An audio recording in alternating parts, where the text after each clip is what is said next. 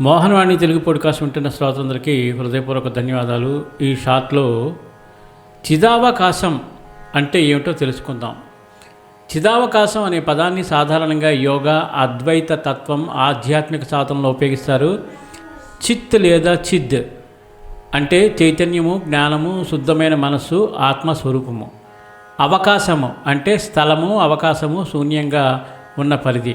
అందువల్ల చిదావకాశం అంటే మనసులోని కలతలు, ఆలోచనలు, భావాలు లేని శుద్ధ చైతన్యానికి ఉండే అంతర్గత స్థలము అని అర్థం.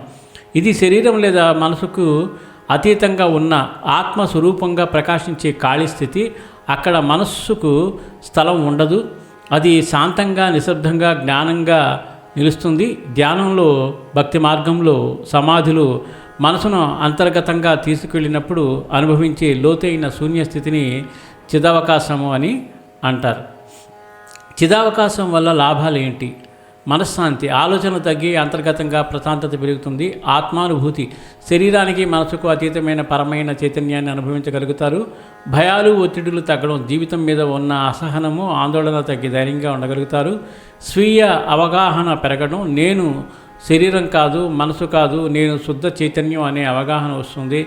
ప్రేమ, కరుణ పెరగడం, ఇతరుల పట్ల సహానుభూతి పెరిగి సమతుల్యమైన జీవితం సాగించగలుగుతారు. ధ్యాన సామర్థ్యం పెరగడం, లోతైన ధ్యానానికి మనసును సిద్ధంగా ఉంచే శక్తి వస్తుంది. ఆధ్యాత్మిక పురోగతి, మోక్ష మార్గానికి, పరమ శాంతికి దగ్గరయ్యే అవకాశం ఉంటుంది.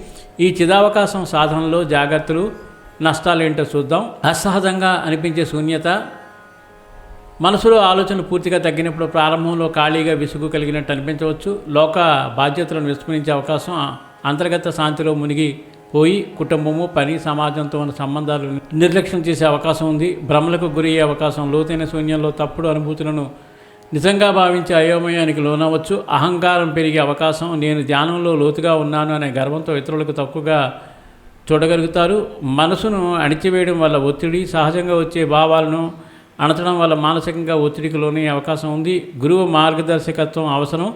సరైన ఉపదేశం లేకుండా ప్రయత్నిస్తే తప్పుదారి పట్టే ప్రమాదం ఉంది. చివరిగా సారాంశం ఏంటంటే, చిదావకాశం అంటే శుద్ధమైన చైతన్యానికి ఉన్న అంతర్గత అవకాశం. అక్కడ మనసులోని ఆలోచనలు, సందేహాలు లయమై శాంతి, జ్ఞానము, ప్రేమ మాత్రమే మిగులుతాయి.